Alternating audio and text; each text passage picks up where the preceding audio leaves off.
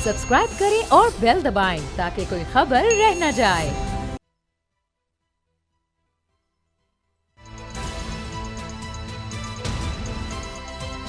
अब पता चला। बिस्मिल्लाहिर्रहमानिर्रहीम, अस्सलाम वालेकुम। मैं हूं मोहम्मद उसामा गाजी और आप देख रहे हैं अब पता चला। आज फिर सुप्रीम कोर्ट में फुल कोर्ट समाअत हो रही थी और फिर वही बहस प्रैक्टिस प्रोसीजर एक्ट के हवाले से कि चीफ़ जस्टिस के पास क्या इख्तियार रहने चाहिए या नहीं, कि वो बेंच बनाएं और कौन सा बेंच केस सुनेगा, वो भी चीफ़ जस्टिस के पास इख्तियार है, सो मोटो का भी। इस पर आज भी वकला ने अपने दलाइल दिए, बहस जारी रही और नज़र आ रहा है कि चीफ़ जस्टिस काजी फ़ाइज़ साहब जिस तरह से चाहते हैं कि जल्द अज जल्द ये केस ख़त्म हो सके, वो अभी तक हो नहीं पा रहा और यूँ लगता है कि शायद अभी कुछ और दलाइल चलेंगे और कुछ दिन और लग जाएंगे। इसके साथ हम देख रहे हैं कि जो फ़लस्तीन की सूरत हाल है वो दिन ब दिन ख़राब होती नज़र आ रही है और अब इसराइल ने बेपनाह बमबारी की है फ़लस्तीन के शहरी इलाकों पर। बहुत से लोग उसमें शहीद हो गए हैं। इस सारी सूरत हाल पर हम बात करेंगे और इसी तरह से मियाँ नवाज़ शरीफ साहब की वापसी की भी बात हो रही है अब, और उसके लिए तैयारियां भरपूर तरीके से जारी हैं। इन सब पर बात होगी, लेकिन सबसे पहले बात करते हैं प्रैक्टिस एंड प्रोसीजर एक्ट की आज की समाअत की। जहांगीर जदून साहब हमारे साथ हैं और नज़ीर लगारी साहब हमारे उस्ताद, वो भी हमें ज्वाइन कर रहे हैं। जहांगीर जदून साहब, ये फरमाइएगा, ये केस तो लगता है कि अभी जल्द ख़त्म नहीं होने वाला चीफ जस्टिस की बहुत कोशिश के बावजूद। बिस्मिल्लाहिर्रहमानिर्रहीम। देखें जी, अब राइट ऑफ हियरिंग तो फिर एक पार्टी को मिलता है, दूसरी को कम मिले, तो वो इतराज़ आपको देखा आज भी वकील कर रहे थे। तो अभी केस तो वो चाह रहे थे कि जल्दी हो जाए, लेकिन अब क्योंकि इसमें पिटिशन ज़्यादा हैं, फिर रिस्पोंडेंट साइड से दोनों साइडों को सुन के जो भी फैसला होगा, क्योंकि फुल कोर्ट बैठी हुई है, तो अब कल होपफुली लगता है केस जो है इंशाल्लाह रैप अप हो जाएगा कल। अच्छा, बहुत से लोगों का ये ख्याल है जहांगीर जदून साहब कि शायद कोशिश ये है कि मेजॉरिटी जो है वो इस तरफ आ जाए कि जी ये बिल्कुल कानून होना चाहिए, पार्लियामेंट को हक है, और शायद वो जजेस की मेजॉरिटी अभी तक कायल नहीं हो सकी, इस वजह से फैसला नहीं आ पा रहा।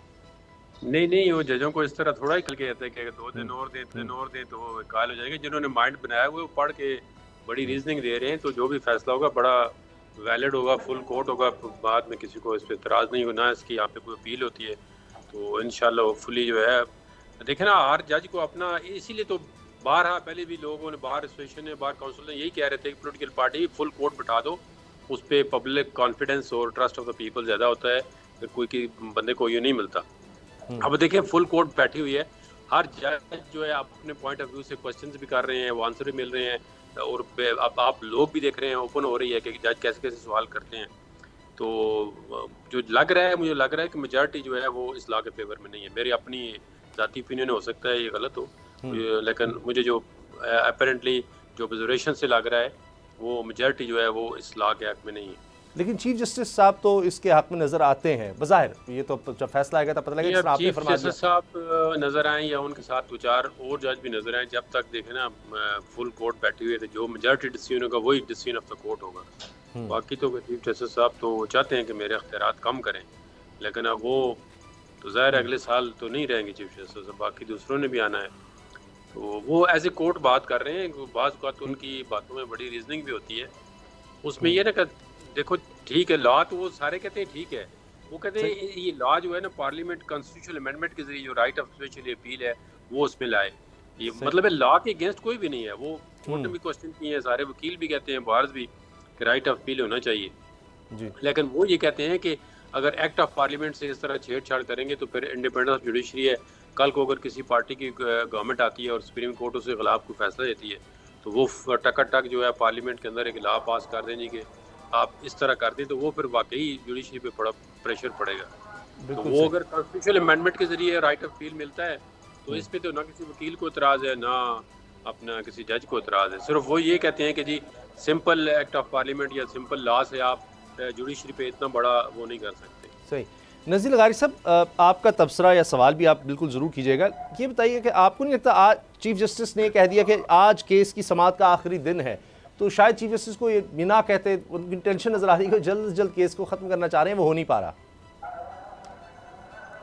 लगारी साहब, केस का ख़त्म करना तो ज़ाहिर है, अभी तक दलाइल चल रहे हैं और मुख्तलिफ वकला दलाइल दे रहे हैं, और देखते हैं क्या और प्रोलांग करते हैं या क्या करते हैं। और जो सवाल ज़ेर बहस रहा है आज, वो भी बहुत ही ज़्यादा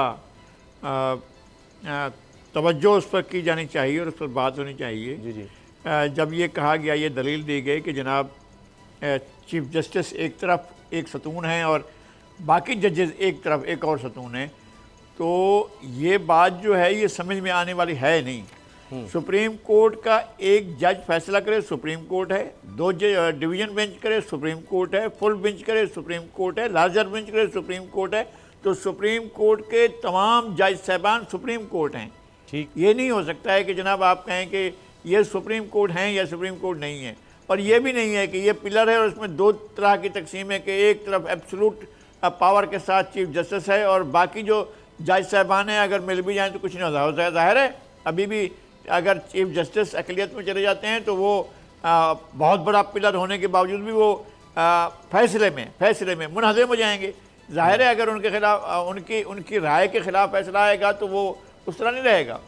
میری یہ گزارش تھی کہ انٹینشن کی طرف اگر دیکھا جائے تو یہ تھا کہ چیف جسٹس کی ذات کے اندر ایبسلوٹزم نہیں ہونا چاہیے، اور یہ نہیں ہونا چاہیے کہ وہی حرف آخر اور وہی وہ جو ہے آخری کلام وہی ہوگا اور وہی سو موٹو کر سکیں گے، وہی اپیل کے بارے میں یا بینچ بنانے کے بارے میں آخری فیصلہ کر سکیں گے۔ بہت بڑے معاملات ہوتے ہیں، اسی لیے یہ سوسائٹی کی طرف سے یہ مطالبہ کیا جاتا رہا ہے کہ جناب ایک جو کانسٹیٹیوشنل کورٹ ہے وہ الگ ہونی چاہیے، وہ اس طرح بیٹھ کر چیزوں کو طے کرے۔ یہاں پر جو اور چیزیں آ جاتی ہیں، انٹرسٹڈ آ جاتے ہیں، جن کے بارے میں ہم نے پچھلے ایک سال میں سنتے رہے ہیں کہ کون اثر انداز ہو رہا ہے، کیسے اثر انداز ہوتا ہے۔ اگر اس طرح سے چیزیں ہوتی ہیں تو پھر سپریم کورٹ کا جو ہماری دنیا میں جو رینکنگ ہے وہ 145 ہے، بہت سی بعید نہیں ہے کہ ہم اس سے اور نیچے چلے جائیں۔ جی اچھا جدون صاحب، جس طرح آپ نے فرمایا کہ آپ کو یہ لگ رہا ہے کہ ظاہر ہے ماشاء اللہ آپ کا اتنا دہائیوں کا تجربہ ہے وکالت کا کہ زیادہ تر ججز جو ہیں متفق نہیں ہیں اس امینڈمنٹ سے یا اس ایکٹ سے، تو اس کے بعد آپ کو لگتا ہے کہ پھر ہم دیکھیں گے ماضی کی طرح ایک متنازع ہو جائے گا فیصلہ، یا اس دفعہ سب مان لیں گے جو بھی فیصلہ ہوگا یہ فل کورٹ ہے اور کیا کیا جائے؟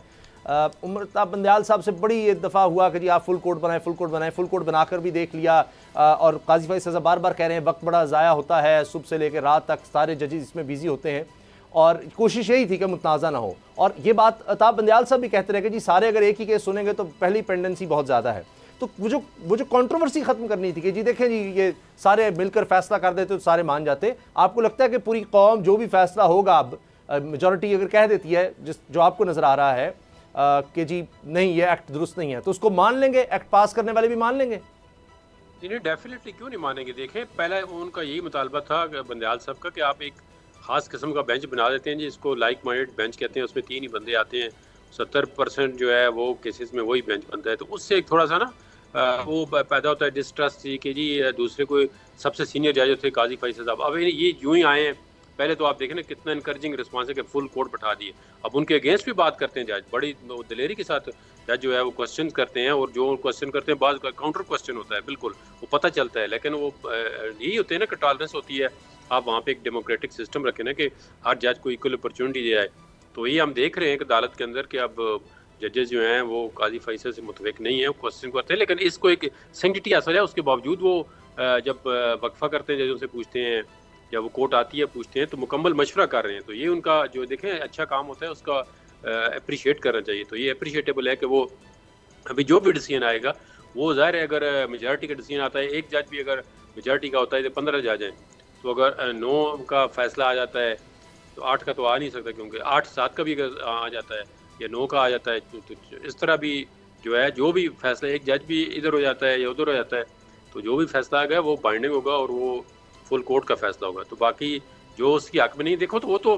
قاضی صاحب خود کہتے ہیں میرے اختیارات آپ لے لیں، لیکن جب کورٹ کہہ رہی نہیں جی آپ اپنا اختیارات استعمال کریں تو ان کو پھر کیا ہے، وہ تو ان کا تو ایک سوسائٹی کے آگے، ایک معاشرے کے آگے، ایک مطلب پاکستان کے آگے، وہاں پہ آگے ان کا جواز تو ختم ہو جائے گا کہ جی میں تو اکیلا کام کرنا نہیں چاہتا، لیکن پوری کورٹ مجھے کہہ رہی ہے کہ آپ اکیلے کام کریں، اور وہ یہ چاہتے ہیں کہ میں اپنی پاورز استعمال کروں، اس کے باوجود وہ پھر بھی کہتے ہیں میں مشورہ کرتا ہوں، تو یہ خوشائند بات ہے۔ ایک آخری سوال جدون صاحب کہ آج ایک بات یہ بڑی نوٹ کی گئی اور اس کو بڑا اس پر بات کی جا رہی ہے کہ جو سپریم کورٹ بار کے صدر ہیں عابد زبیری صاحب، ان سے انہوں نے کہا کہ جی آپ تو پٹیشنر نہیں ہے، چیف جسٹس نے اب یہ مکالمہ ہوا تو انہوں نے کہا جی میں پٹیشنر تو نہیں ہوں لیکن جو ہم نے درخواست دی وہ بھی نہیں لگ رہی الیکشنز کے حوالے سے 90 دن کے. تو انہوں نے کہا یہ کیس تو چیف جسٹس صاحب نے کہا جی وہ ہو جائے, آپ لوگ ڈیلے کر رہے ہیں اس وجہ سے وہ نہیں ہو پا رہا, لیکن اب یہ تو چیف جسٹس پر ہے وہ روزانہ سماعت کر لیں. تو یہ اس اعتراض پر آپ کہیں گے, اس مکالمے پر آپ کا کیا کہنا ہے کہ وہ 90 دن والا معاملہ ابھی تک کہیں نظر ہی نہیں آ رہا؟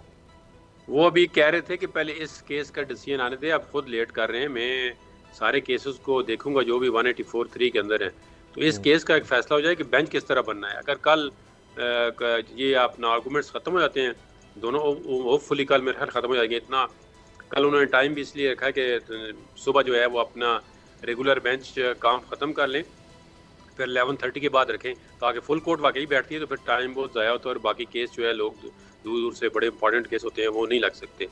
تو اب ہوپ فلی کل میرے خیال میں اس کیس کا فیصلہ ہوگا, تو اس کے بعد پھر وہ فری ہو جائیں گے کہ بینچ کس طرح کنسٹیٹیوٹ ہوتا ہے. ایک بینچ والا تو سلسلہ جو ہے وہ ختم ہو جائے گا, تو پھر اس کے بعد جو ہے وہ میرے خیال میں ٹیک اپ کریں گے, اور کرنے بھی چاہیے جو بھی ججمنٹ آئے, لیکن وہ ٹیک اپ کریں گے. ٹھیک ہے, بہت بہت شکریہ جہانگیر جدون صاحب, ماہر قانون, آپ نے ہمیں وقت دیا. اب جس طرح ہم بات کر رہے تھے الیکشنز کی کہ 90 دن کے اندر الیکشن آئین کہتا ہے, لیکن ابھی تک جس طرح ہم نے دیکھا صدر کی طرف سے تجویز آ گئی, الیکشن کمیشن کوئی واضح طور پر نہیں کچھ بتا رہا, بس یہ ہے کہ جنوری کے آخر میں ہو جائیں گے, جو کہ ہوتے نظر نہیں آتے.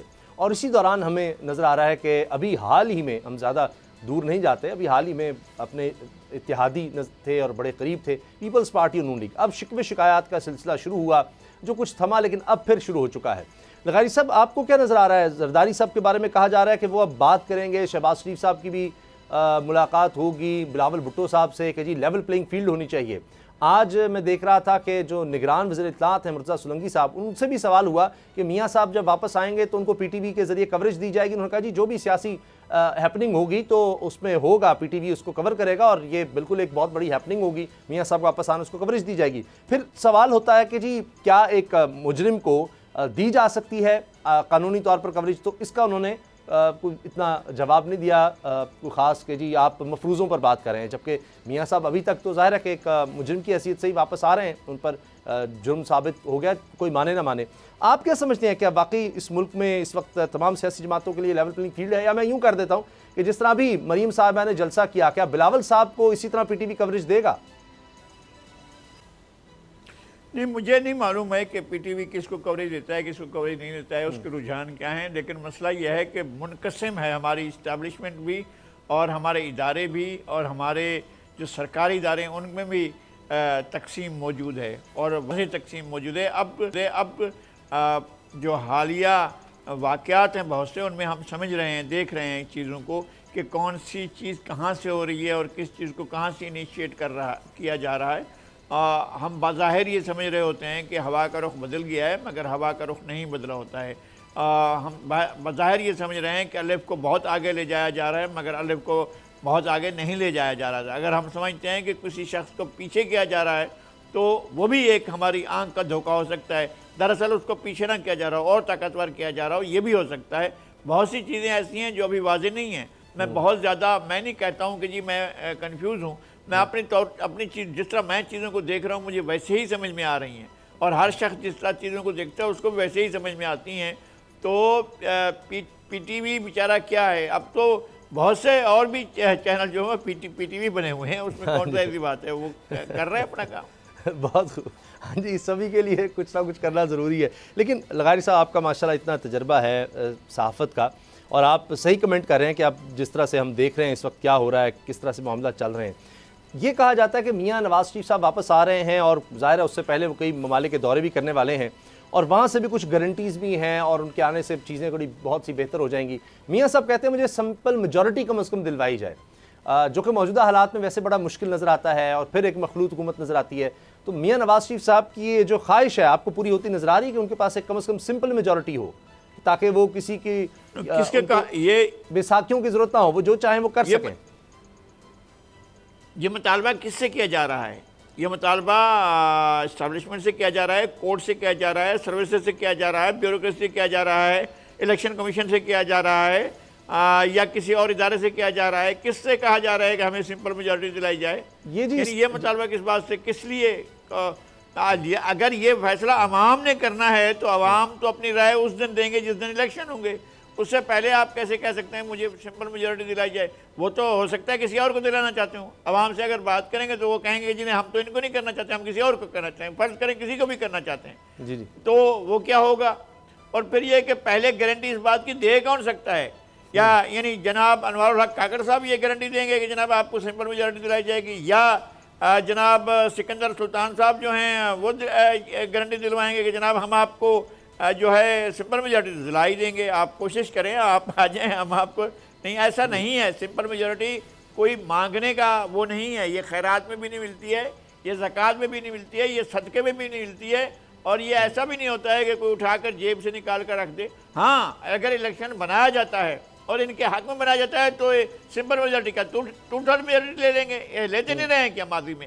کیا ان کے واقعی اتنے ووٹ ہوتے تھے کہ جو 1990 میں لے تھے, یا اتنے ہی ووٹ تھے کہ اپنا 1988 میں ہار چکے تھے. یہ پنجاب کا قومی اسمبلی کا رزلٹ اٹھا کر دیکھیں اور فرق دیکھیں ان کا اور پیپلز پارٹی کا فرق دیکھیں. جب صوبائی اسمبلی کے الیکشن ہوتے ہیں معلوم ہوا ہے کہ بالکل الٹ گیا, سارے کا سارا معاملہ الٹ گیا. تو الیکشن بنائے گئے تھے, اور پھر انہوں نے کہا تھا اس وقت جنرل حمید گل نے, اتنا کریج تھا ان کے اندر, اتنا حوصلہ تھا, وہ کہا انہوں نے کہ جی ہم نہیں آنے دینا چاہتے تھے پیپلز پارٹی کو, ہم نہیں چاہتے تھے کہ وہ اقتدار میں آئے, اور ہم اس کو طاقتور نہیں بنانا چاہتے. کیا انہوں نے, اور انہوں نے الیکشن بناتے رہے ہیں.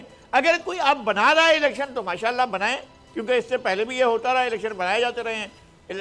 الیکشن ہوتے نہیں ہیں, الیکشن بنائے جاتے ہیں. اب اگر ایسا ہو رہا ہے تو بھی ہم دیکھ لیں گے, اور اگر ایسا نہیں ہوتا ہے عوام ووٹ کریں گے تو بھی ہم دیکھ لیں گے. مسئلہ یہ ہے کہ آپ وہ جو لیول پلینگ کا جو فیلڈ ہے نا, اس کو ابھی ہموار کرنے کی ضرورت ہے, بہت زیادہ ہموار کرنے کی ضرورت ہے. اور پھر اس کے بعد ہی لوگ یہ قائل ہوں گے اس بات پر کہ یہ کیسا ہے, اس میں کھیلا جا سکتا ہے یا نہیں کھیلا جا سکتا ہے. اچھا, جی ڈی اے کا فضل الرحمان صاحب کے ساتھ اتحاد, ایم کیو ایم بھی اس میں, مسلم لیگ نون بھی, یہ سب اکٹھے سندھ میں پیپلز پارٹی کے خلاف, اور دوسری طرف خورشید شاہ صاحب کا یہ کہنا جی 7 ارکان تو اس وقت نگران کابینہ میں نون لیگ کے ہیں. پھر یہ بھی ہوا کہ جو سینٹرل ایگزیکٹو کمیٹی کا اجلاس پیپلز پارٹی کا ہوتا ہے اس میں بھی تحفظات کا اظہار کیا جاتا ہے کہ جو نگران حکومتیں ہیں وہ تو بی ٹیم بنی ہوئی ہیں نون لیگ کی. تو آپ کو یہ سارے اعتراضات درست نظر آتے ہیں؟ اور یہ جو اتحاد بن رہا ہے پیپلز پارٹی کے خلاف تمام باقی جماعتوں کا, جس میں ایم کیو ایم بھی شامل ہے, جس میں جی ڈی اے بھی ہے, فضل الرحمان صاحب جے یو آئی بھی ہے, نون لیگ بھی ہے, اس کے بارے میں آپ کیا کہیں گے؟ بس میں یہی عرض کرتا ہوں کہ پھر ہم دیکھیں نا, شروع ہو جاتے ہیں وہاں سے. کشمور کند کوٹ پہلا ضلع ہے, وہاں سے کیا لیں گے, کس سے لیں گے, کون سی سیٹ لیں گے. اس کے بعد ادھر اس طرف دریا کے اس طرف گھوٹکی پر آ جائیں, گھوٹکی سے کون سی سیٹ لیں گے. پھر اس طرح چلے جائیں جیکوباد سے کیا لیں گے, شکارپور سے کیا لیں گے, کند کوٹ سے کیا لیں گے, کمبر سے کیا لیں گے, لڑکانہ سے کیا لیں گے, دادو سے کیا لیں گے, جام شیرو سے کیا لیں گے, اور اس طرح ٹھٹھا سے کیا لیں گے, بدین سے کیا لیں گے, میر پر خاص سے کیا لیں گے, عمر کوٹ سے کیا لیں گے, تھرپارگڑھ سے کیا لیں گے, مٹھی سے کیا لیں گے. کون سے جگہ سے سیٹ جیتنے جا رہے ہیں, سارے کے سارے plus plus plus plus plus 15,000 plus اور لگا دیں. کون سی سیٹ ہے, کس سیٹ پر جا رہے ہیں اور کون سی سیٹ جیتنے جا رہے ہیں, وہ ہمیں بتا دیں, ہم سمجھ لیں گے جناب ہاں کمال ہو گیا. یہ نہیں ہے, اگر یہ صورتحال نہیں ہے سندھ میں تو یک طرفہ صورتحال ہے. کیا کر لیں گے اب آپ؟ ہم یہ تصور کریں, یہ خیال کریں یہ کہ جناب ایک جو مجمع بنانے والے اور سوشل میڈیا کے ماہر ہیں جے یو آئی میں, مولانا ڈاکٹر خالد محمود سومرو کے صاحبزادے راشد محمود سومرو, کیا وہی جو ہے وہ رزلٹ بنائیں گے بیٹھ کر, یا رزلٹ الیکشن کمیشن بنائے گا, وہ کرے گا اس کا؟ آپ کی بات تو مجھے لگ رہا ہے کہ یہ اتحاد مشکل ہے کہ پیپلز پارٹی کو اندرون سندھ میں کوئی ڈنٹ ڈال سکے. مجھے بریک لینی لگا رہی صاحب, بریک کے بعد بات کریں گے حماس کے اسرائیل پر حملے کے بعد فلسطین پر, فلسطینیوں پر نہتے جو وہاں پر بچے ہیں, بوڑھے ہیں, جوان ہیں, سب پر ظلم کی انتہا کر دی گئی ہے, بمباری کی جا رہی ہے. اس پر ہم بات کریں گے بریک کے بعد.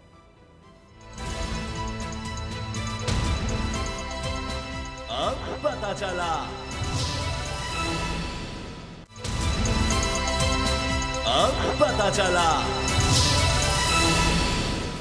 ترجمان دفتر خارجہ ممتاز زہرا بلوچ صاحب نے ہمیں جوائن کیا ہے, ان سے ہم بات کریں گے افغانستان کی طرف جس طرح واپس بھیجا جا رہا ہے اب جو افغان مہاجرین پاکستان میں دہائیوں سے موجود ہیں, اور اس میں کچھ تیزی لانے کی کوشش نظر آ رہی ہے, اور روزانہ کی بنیاد 25 سے 30 خاندانوں کا انخلاء ہے.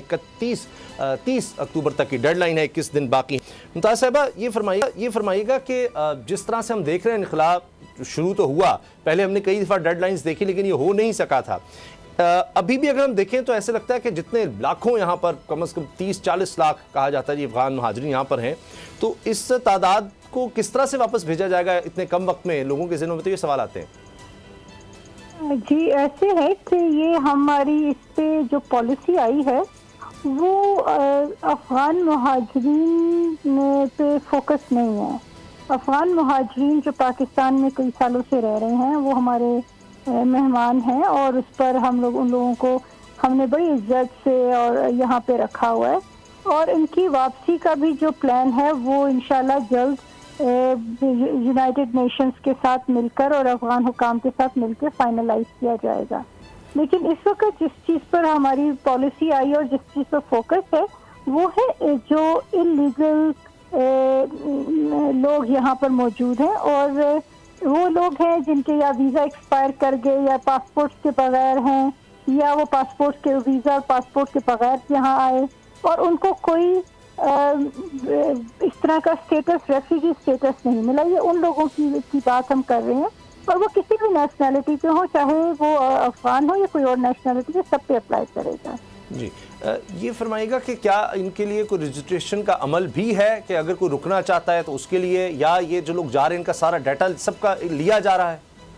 جی اس وقت یہ ایکسرسائز جاری ہے۔ آپ جس طرح جانتے ہیں کہ 1 نومبر سے یہ امپلیمنٹیشن سٹارٹ ہو جائے گی، اس سے پہلے اس وقت یہی ڈیٹا وغیرہ کلیکٹ کیا جا رہا ہے تاکہ ایگزیکٹلی ہمیں پتہ ہو کہ کون سا انڈیویجول کس طرح کی وائلیشن میں انوالو ہے، اور ظاہر ہے جو لوگ انلیگل امیگرینٹس میں جو کسی جرائم میں رہے ہیں، پارٹیسپیٹ کیا انہوں نے، وہ سب ان کو پرائرٹی دی جائے گی، ان کے کیسز پہلے ریزالو کیے جائیں گے اور ان کو نکالا جائے گا۔ تو یہ ساری چیزیں اس وقت کنسیڈر ہو رہی ہیں، تو جب یہ چیز کلیئر ہوگی تو اس کے بعد 1 نومبر سے یہ پالیسی اپلائی کرے گی۔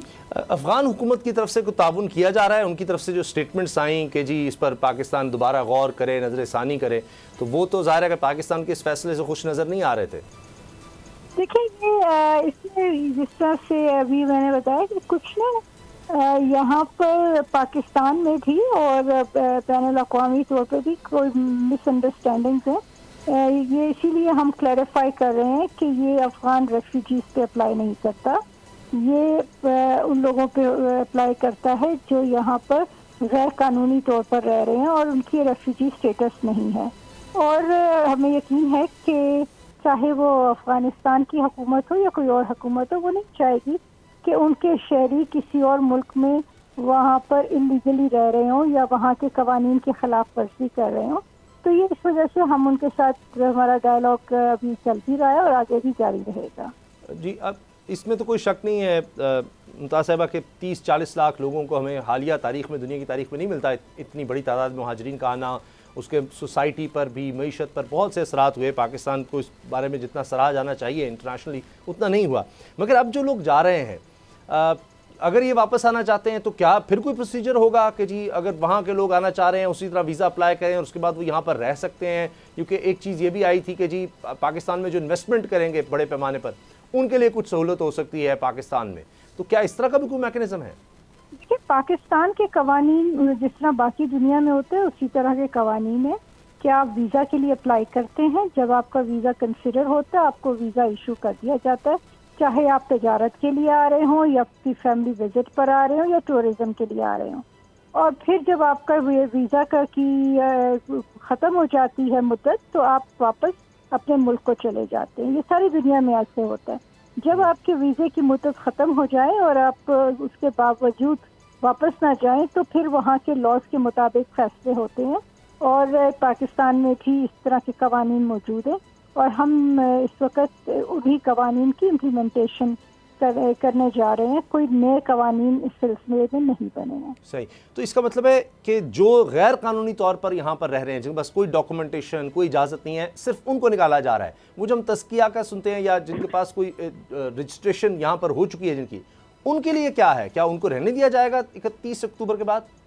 جی ان کے ابھی ان کی پالیسی ابھی اس طرح کی یہ جو پالیسی ہے یہ فوکسڈ ان پہ ہے جو انلیگلی رہ رہے ہیں، جو کہ مہاجرین ہیں یا ویزا پہ لیگلی آئے ہوئے ہیں، ان کے اوپر ابھی اس طرح کی اپلیکیشن نہیں ہوگی۔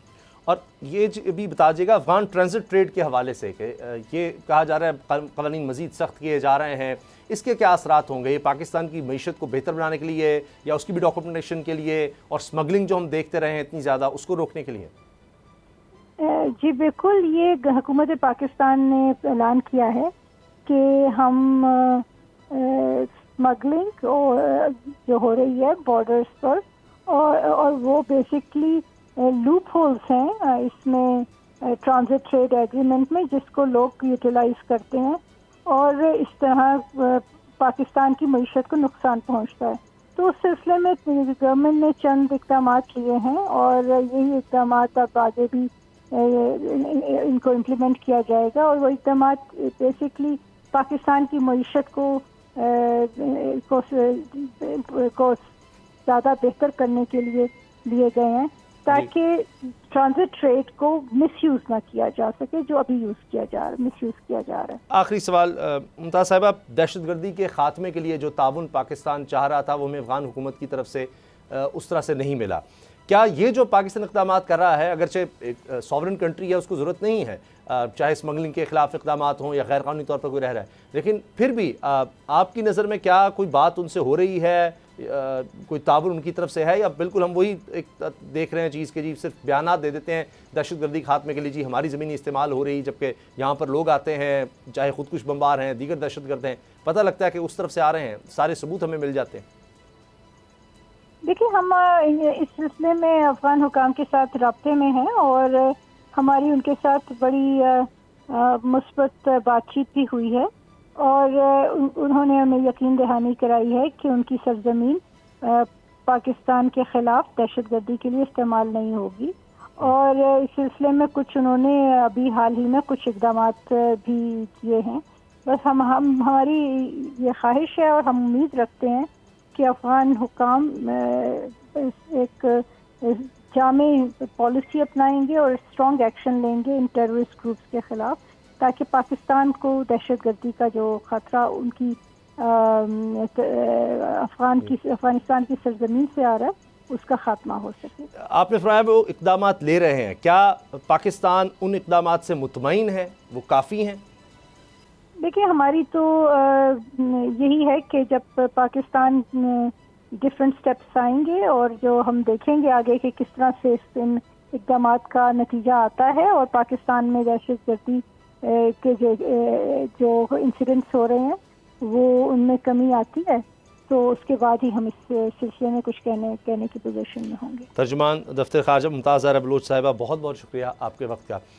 لغاری صاحب مزید بات کرتے ہیں افغانستان کی صورتحال پر، لیکن اس سے پہلے میں چاہ رہا ہوں کہ فلسطین میں جو ہم دیکھ رہے ہیں اب ایک دفعہ پھر، جس کو کارپٹ بومنگ کہتے ہیں، اس کو وار کرائمز بھی کہہ لیں آپ، یعنی نہتے شہریوں پر اس طرح سے بمباری، پتہ ہے کہ وہاں پر کوئی اسلحہ کوئی کچھ بھی نہیں، اور ان کو اس طرح سے بالکل پتہ ہے کہ ہم مار رہے ہیں، لیکن کوئی اس پر نہیں بولتا، یہ کہتے ہیں جی حماس نے کر دیا، لیکن خود جب بمباری اس طرح کی جا رہی ہے 2008 سے لے کر اب تک 33,000 بچے شہید ہو چکے ہیں، یہ کوئی 43 کلومیٹر کا ایک پٹی غزہ کی جہاں پر 20 لاکھ سے زیادہ ایگزیکٹ 22-23 لاکھ لوگ وہاں پر رہتے ہیں، اور اتنا دنیا کی اگر آبادی کے لحاظ سے گنجان آباد ترین علاقے کو دیکھا جائے تو یہ ہے، تو وہاں پر آپ تو ذرا سی کوئی ایک چنگاری بھی لگائیں گے تو یہ نہیں ہو سکتا کسی انسان کو نقصان نہ پہنچے، تو وہاں تو تمام شہری آبادی کو جس طرح نشانہ بنانا شروع کر دیا گیا ہے، تو یہ نظر نہیں آتا مغرب کو لغاری صاحب؟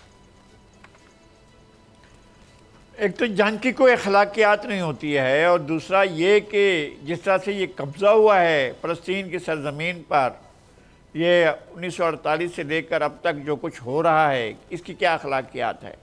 ویسٹ کی کیا اخلاقیات تھی؟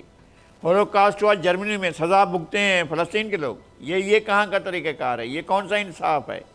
اگر آپ کے لوگوں کا مرگ انبو ہوتا ہے کسی اور جگہ پر، تو اس کا انتقام آپ کا یہاں آ کر فلسطین کے لوگوں سے لیں گے جو نسل در نسل حضرت ابراہیم علیہ السلام کے زمانے سے لے کر اب تک یہاں رہ رہے ہیں، ان سے آپ انتقام لیں گے؟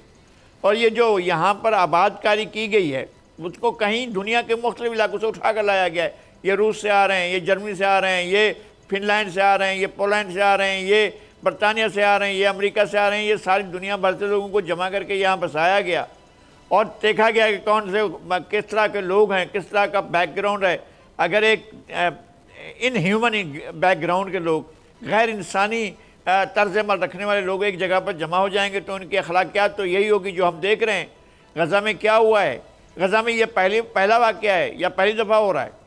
غزہ میں جو کچھ کیا گیا ہے اور اب تک جو کچھ ہو رہا ہے, یعنی اس سے پہلے کی جنگوں میں جو 67 والی جنگ میں, اس کے بعد 70s میں ہوئی, پھر 80s میں ہوئی, یہ باقاعدہ نسل کشی کی گئی ہے فلسطینی کے. وہ کسی کو نظر نہیں آتا ہے, وہ امریکہ کو بھی نظر نہیں آتا ہے, اور وہ ہماری عرب برادری کو بھی اس طرح سے نظر نہیں آتا ہے. ہمیں بات کرنی چاہیے, افسوس ہے اس بات کا. جی یہ نہیں ہے ہماری اسلامی دنیا کیا کر رہی ہے. صرف آپ ایک مذمت کا بیان جاری کر دیں اور بس یہ کافی سمجھا جائے گا, یہ آپ کی اخلاقی مدد ہوگی. وہاں انسان مر رہے ہیں, وہاں انسانوں کا خون بہایا جا رہا ہے, وہ بمباری ہو رہی ہے, ان کی آبادی ختم کی جا رہی ہے, وہاں پر لوگوں کو مارا جا رہا ہے بے رحمی سے, بے دردی سے. کس طرح سے لوگوں کو جو ہے مٹایا جا رہا ہے, صفحہ ہستی سے مٹایا جا رہا ہے. رپورٹنگ کرنے والے صاحب بھی محفوظ نہیں ہوتے ہیں, جو وہاں چلا جائے وہ بچ نہیں پاتا ہے. غرب اردن میں بھی یہی کچھ ہوتا رہا ہے, وہاں لبنان کے پاس بھی یہی کچھ ہوتا رہا ہے. فلسطینیوں کو تلاش کر کر کے مارا گیا, جہاں جہاں بھی وہ جا کر پناہ لیتے ہیں وہاں پہنچ جاتے ہیں. پھر آپ غرب اردن کی بستیاں بسائی گئیں, کیا اخلاقیات تھی. تل ابیب کے آس پاس بستیاں بسائی گئیں, کیا اخلاقیات تھی. شمالی اسرائیل میں بستیاں بسائی گئیں, کیا اخلاقیات تھی. فلسطین کے سارے علاقے اور قبضے میں لے لیے گئے, کیا اخلاقیات تھی. دنیا اس بات کو کب سمجھیں گی. دنیا اس بات کا, یعنی عالمی ضمیر جو ہے وہ عالمی مفادات کے تابع ہو گیا ہے. انسان جو ہے وہ اس لیے ان کی کوئی حیثیت نہیں ہے کیونکہ مفادات کی اہمیت ہوتی ہے. یہاں اتنی بڑی آبادی کی زندگیوں کو خطرہ درپیش ہے. یہ حل نکالا تھا فلسطینیوں نے, اپنے لیے حل نکالا تھا. چلے بھی 2 اسٹیٹ تھیوری مان لیں تو ابھی تک آپ اس کو اسٹیٹ کا درجہ نہیں دیتے ہیں, اقوام متحدہ کی رکنیاں نہیں دیتے ہیں. محمود عباس اس طرح سے بطور انڈیپینڈنٹ اسٹیٹ کے, سوورن اسٹیٹ کے پریزیڈنٹ کے طور پر وہاں نہیں جاتے ہیں, نہیں جا سکتے ہیں. آپ نے اتنا عرصہ ہو گیا ہے, یہ جب کب یہ بلایا تھا اس زمانے میں جو یاسر عرفات نے اور بیگن نے جا کر معاہدے کیے تھے, اور وہاں جا کر انہوں نے امریکہ کے ساتھ بیٹھ کر یہ ڈائلاگ کیا تھا اور یہ مانا گیا تھا اس ساری صورتحال کو, تو اس پر کیوں عمل درآمد نہیں ہو رہا ہے. میں سمجھتا ہوں کہ عالمی برادری کو اس کو سوچنا چاہیے. اور ہم لوگ کیا یہی الفاظ کرتے رہیں گے؟ میں بھی آپ مذمت کرتا رہوں گا, اسامہ غازی صاحب مذمت کرتے رہیں گے, اس سے کیا ہوگا؟ بھئی کوئی دنیا اٹھے, اس پر بات کرے. ہم نے نہیں سنی ہے فدوہ توقان کو چیخیں نہیں سنی, ہم نے نازک اور ملائکہ کی چیخیں نہیں سنی ہے, ہم نے دنیا میخائیل کی شاعری نہیں پڑھی ہے, ہم نے رفیق زیادہ کی شاعری نہیں پڑھی. کینیڈا میں بیٹھ کر وہ ایسی شاعری کرتی ہے, وہ ایسی بات, اس کو وہاں سے نکالا گیا تھا. جب بچی تھی, چھوٹی گود میں تھی, ماں اور باپ کو قتل کر دیا تھا, اس کے سامنے, اس کی نظروں کے سامنے قتل کر دیا گیا تھا, بے گھر ہو گئی تھی. وہ چلتے چلتے وہاں پہنچی, وہاں اب بھی اس کے ساتھ یہی ہوتا ہے اس کے ساتھ, اور اس کو لاتے مار کر کہا جاتا ہے کہ تمہارا جو ہے وہ ہم تمہیں اس کے ساتھ بے رحمانہ طرز عمل اختیار کیا, بیان نہیں کیا جا سکتا ہے. وہ ہم بتا نہیں سکتے ہیں کہ کس طرح کے طرز عمل اختیار کیا جاتا ہے. غازی صاحب, جو آپ نے رد عمل کی بات کی, اب یہ تو جو بات کہتے ہیں جی وہ ہٹلر نے یہ کیا, آپ نے جس طرح کہا نسل کشی ہے, کہ اب اسرائیل کی گورنمنٹ نے واضح کہا ہے کہ ہم بجلی بھی, پانی, خوراک, تیل سب کچھ بند کر رہے ہیں, کیونکہ غزہ کی جو پٹی ہے یہ تو ایک محاصرہ, اس کو دنیا کی سب سے بڑی جیل کہا جاتا ہے, کھلی جیل, کہ ہر طرف سے وہ لوگ قید ہیں, صرف اوپر آسمان ہے اور بس, کہیں وہ جا نہیں سکتے. اسرائیل کی فوج کی اجازت کے بغیر وہ وہاں سے نکل نہیں سکتے, یعنی حتیٰ کہ ان کی بجلی ہو, پانی, خوراک, تیل سب ان کے کنٹرول میں ہے. تو یہ تو آتا ہے جنگی جرائم کے زمرے میں آتا ہے, کہ جہاں پر آپ کا ہولڈ ہے کسی کا بھی, کسی ملک کا, یہ قبضہ کیا ہوا ہے ان علاقوں, فلسطین علاقوں میں, اور سب کو نکال کر صرف یہ اتنا سا یا ویسٹ بینک تک یا غزہ کی پٹی میں ان کو محصور کر دیا گیا ہے. اب ان کے لیے پانی, بجلی, خوراک بھی بند. 57 اسلامی ممالک, OIC کی تنظیم کہتی ہے جی اس کی مذمت ہم کرتے ہیں. کیا یہ 57 ممالک, جن میں سے کئی اسرائیل کو ریکگنائز کر چکے ہیں اور کچھ ابھی اس طرف جا رہے تھے ریکگنائز کرنے کی طرف, اس کو ماننے کی طرف, یہ کچھ نہیں کر سکتے؟ یہ کسی طرح سے چلیں ان کے لیے چیزیں بند نہیں کر سکتے, کم از کم کوئی بائیکاٹ تو کر سکتے ہیں, یا جنہوں نے قبول کر لیا اسرائیل کو وہ کوئی سٹیٹس واپس لے لیں. اگر امریکہ $7 ارب کی ایک ہی جھٹکے میں ملٹری ایڈ دے رہا ہے اسرائیل کو، تو یہ ممالک کچھ نہیں کر سکتے کہ جناب کوئی پروٹیسٹ ہی کر دیں کہ یہ نہ کریں آپ کہ آپ جو $7 ارب دے رہے ہیں بجائے اس کے کہ ان کو خوراک دی جائے، آپ بم مارنے کے لیے یہ $7 ارب دے رہے ہیں؟ دیکھیں پچھلی ایک صدی میں جو جرائم ہوتے رہے ہیں، جو کہ اس دنیا میں ہوتا رہا ہے، اس میں ساری دنیا شریک رہی ہے، اسلامی دنیا شریک رہی ہے۔ جب خلافت عثمانیہ کو ختم کیا جا رہا تھا، جب عرب نیشنلزم کو بھالا جا رہا تھا، جب 3 سال تک 10 جون 1916 سے لے کر 10 جنوری 1919 تک پورے 3 سال تک محاصرہ رہا تھا، مدینہ منورہ میں بے دردی سے لوگوں کو قتل کیا گیا، بے دردی سے لوگوں کو، اس وقت سے لے کر آج تک کیا ہو رہا ہے عرب دنیا کے ساتھ؟ عرب دنیا سارے جرائم میں شامل رہی ہے۔ کون سی بات ایسی؟ آپ کو عرب نیشنلزم چاہیے تھی، ہمیں حجاز کا ایک الگ ملک چاہیے تھا، کر لیں یہ حجاز کا الگ ملک، پھر کیا ہوگا؟ انہوں نے لا کر آپ کے سر پر رکھ دیا اسرائیل کو، ایک چھوٹی سی آبادی کو لا کر دنیا بھر کے جرائم پیشہ گنڈا عناصر کو یہاں کا لا کر رکھ دیا گیا ہے، اور ہم جو ہیں اس کے سارے محتاج ہو کر بیٹھے ہوئے ہیں، اور کہیں نہ کہیں کوئی نہ کوئی اس کی مدد کر رہا ہوتا ہے، چھپ کر مدد کر رہا ہوتا ہے، اسلامی دنیا کے لوگ مدد کر رہے ہوتے ہیں، کوئی بات کرنے کو تیار نہیں ہوتا ہے کہ جناب یہ غنڈہ گردی ہو رہی ہے، یہ دہشت گردی ہو رہی ہے۔ نہ کشمیر میں انڈیا کی دہشت گردی کو روکا جا سکتا ہے، اور نہ فلسطین میں جو ہے اسرائیل کی دہشت گردی کو روکا جا سکتا ہے، تو پھر عالمی برادری کیا کرتی ہے؟ یہ مسلمان پھر کتنا اپنے دولت لے کر اور اتنے ساری سونا اور اتنا سارا تیل پیٹرول گیس لے کر یہ کیا کریں گے جو ساری دنیا کو دے رہے ہیں؟ ہمارے سب سے بڑے تجارتی جو وہ ہیں اتحادی، وہ تو مغرب ہے، ہم مغرب کو امیر کرتے جا رہے ہیں، مغرب ہمیں غریب کرتا جا رہا ہے، ان کو ہمارے انسانوں کی فکر نہیں ہے، ان کو اپنے مفادات کی فکر ہے، ہمیں ان کے مفادات کی فکر ہے، ہمیں اپنے مفاد کی فکر نہیں ہے، ہمیں اپنے انسانوں کی فکر نہیں ہے، ان کی فکر ہے کہ ہو امریکہ ناراض نہ ہو جائے۔ بھائی خیال کرنا، امریکہ ناراض ہو گیا تو اقتدار چلا جائے گا، امریکہ ناراض ہو گیا تو کرسی چلی جائے گی، امریکہ ناراض ہو جائے تو یہ ہو جائے گا، تو بھائی یہ تو آپ بھگتیں پھر۔ اگر ساری دنیا نے یہی دیکھنا ہے، اگر یونیپولر ورلڈ بن گیا ہے، تو میرے خیال میں اب اس کو چیلنج بھی درپیش ہوگا۔ ٹھیک ہے، آپ نے 1 سال تک دیکھ لیا ہے، 1 سال بھی نہیں، اس سے زیادہ عرصہ ہونے والا ہے، آپ کی یوکرین میں جنگ میں یورپ بہت برے طریقے سے پھنس کر رہ گیا ہے، اب اس کو وہ اپنے حالات درپیش ہیں، وہ یہ محاذ اس لیے کھولا گیا ہے کہ وہ یہاں سے اب اس سے روس تو تنگ نہیں ہوگا، روس کو کون سی پریشانی ہوگی اگر یہ محاذ کھول دیا آپ نے؟ اگر فلسطین میں قتل عام کرنا شروع کر دیا تو آپ اس سے روس کو کیا فرق پڑے گا؟ آپ کیا کرنا چاہتا ہے؟ ویسٹ اگر کہیں سے مار پڑے روس کی طرف سے، اگر مار پڑے چین کی طرف سے، اگر معاشی طور پر جو ہے یہ پیچھے سے چلیں کسی اور وجہ سے، تو مارنے پیٹنے کے لیے مسلمان آ گئے، ان کے اوپر آپ چڑھ دوڑیں اور ان کے اوپر آپ مسلط کر دیں، عذاب اور دہشت گردی مسلط کر دیں۔ یہ ہمارے اوپر ہو رہا ہے، یہ اسلامی دنیا پر ہو رہا ہے۔ ٹھیک، لغاری صاحب یہ بھی بات کی جا رہی ہے کہ اسرائیل اس کی آڑ میں، جس طرح ہم نے دیکھا تھا امریکہ نے کہا کہ 9/11 ہوا ہے، اور اس کے بعد ہم نے عراق میں بھی، جہاں ویسے براہ راست کوئی تعلق نہیں بنتا تھا، افغانستان میں بھی انہوں نے فوجیں اتار دیں، عراق میں ہم نے دیکھا، اب اسرائیل یہ کر سکتا ہے کہ ایران تک معاملہ جا سکتا ہے کہ جی پیچھے سے ایران سپورٹ کر رہا ہے یا حزب اللہ سپورٹ کر رہا ہے حماس کی، تو یہ اگر جنگ پھیلتی ہے تو اس کے اثرات تو پاکستان تک آ سکتے ہیں۔ وہ کہیں بھی جا سکتے ہیں، عالمی جنگ بھی ہو سکتی ہے نا، اگر ہم یہ سوچیں تو، خدا نہ کرے خدا نہ کرے خدا نہ کرے، کیا ہم کہاں جا رہے ہیں؟ اچھا فلسطین، یہ ایران نے چوڑیاں پہن رکھی ہیں، یعنی ایران جو ہے وہ اس طرح بیٹھا رہے گا، اگر آپ ایران پر اٹیک کرنے جائیں گے تو ایران جو ہے خاموشی سے بیٹھا رہے گا؟ ایسا نہیں سوچنا چاہیے۔ جنگ کسی مسئلے کا حل نہیں، جنگ مسائل پیدا کرتی ہے، جنگ کسی مسئلے کا حل نہیں۔ آپ انسانی جانیں لینے کے علاوہ اور کیا کرتے ہیں جنگ کے اندر؟ اور یہ کہ صرف اسلام مسلمانوں کے خلاف یہ سب کچھ ہو رہا ہے، باقی ساری دنیا چین سے آرام سے سوئے۔ آپ نے ایک اپنا من پسند قسم کا ایک صدر بٹھا دیا ہے یوکرین میں، وہ آپ کے لیے ڈیلیور نہیں کر پا رہے، آپ کو وہاں تک لے جانا ہے، روس کی سرزمین پر نیٹو فورسز بٹھانے کے لیے آپ یہ وہاں پر لڑائی لڑ رہے ہیں، تو روس تو آپ کو نہیں بیٹھنے دے گا، روس تو نہیں آنے دے گا آپ کو نیٹو فورسز کے لیے، روس مل جائے گا، ساری اس کے بہت اتحادی ہیں۔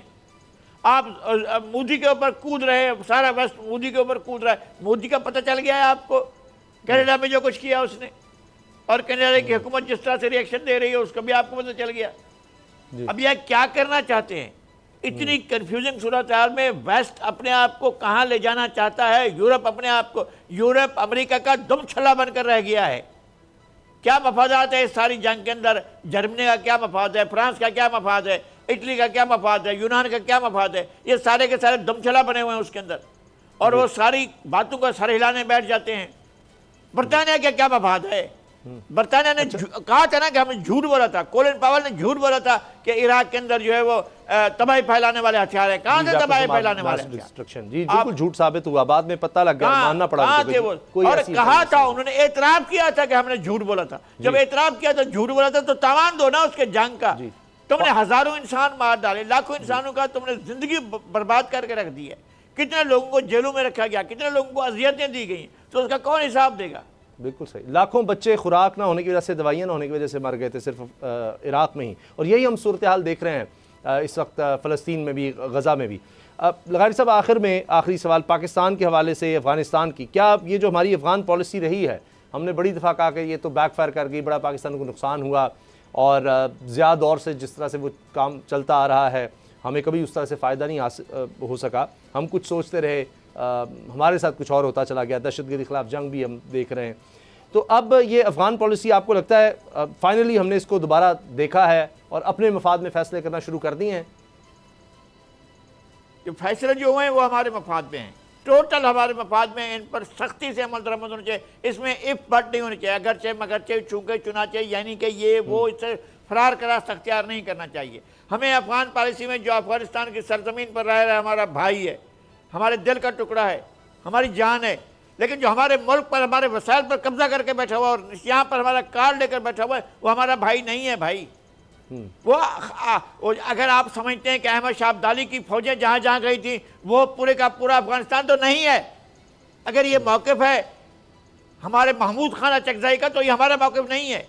ہم اس کو قبضہ کی سمجھتے ہیں، ہم اس کو نہیں تھا وہ ہمارے ملک کا، اس کا کوئی تعلق نہیں تھا احمد شاہ ابدالی کا. وہ افغانستان میں تھا، وہ یہاں آیا تھا ایک قبضہ کی ٹیررسٹ کے طور پر آیا تھا. اس کی یہی حیثیت تھی، اس کے علاوہ کوئی حیثیت نہیں تھی. ہمیں آپ احسان جتاتے ہو کہ تم ہمارے ملک پر فلاں قابض رہا ہے تو اس لیے قبضے کا جواز ہے. نہیں کوئی جواز ہے. وادی سندھ کی اپنی سرزمین ہے، وادی سندھ کی اپنی تہذیب ہے، کشمیر سے لے کر پنجاب. امید کرتے ہیں لغاری صاحب کہہ رہے ہیں یہ جو پالیسی بنائی گئی ہے کہ جو بھی غیر قانونی طور پر واپس جانا ہوگا، پاکستان مفاد میں فیصلے کرے گا، اسمگلنگ وغیرہ اس کو روکنا ہوگا، ٹرانزٹ ٹریڈ کو بھی دوبارہ سے دیکھا جا رہا ہے. تو امید کرتے ہیں کہ یہ ایک تسلسل آئے گا پالیسی میں، اور اس سے ہم دہشت گردی بھی کم ہوتی دیکھیں گے. پروگرام دیکھنے کا شکریہ، اجازت دیجیے، اللہ حافظ. اب پتہ چلا. سبسکرائب کریں اور بیل دبائیں تاکہ کوئی خبر رہ نہ جائے.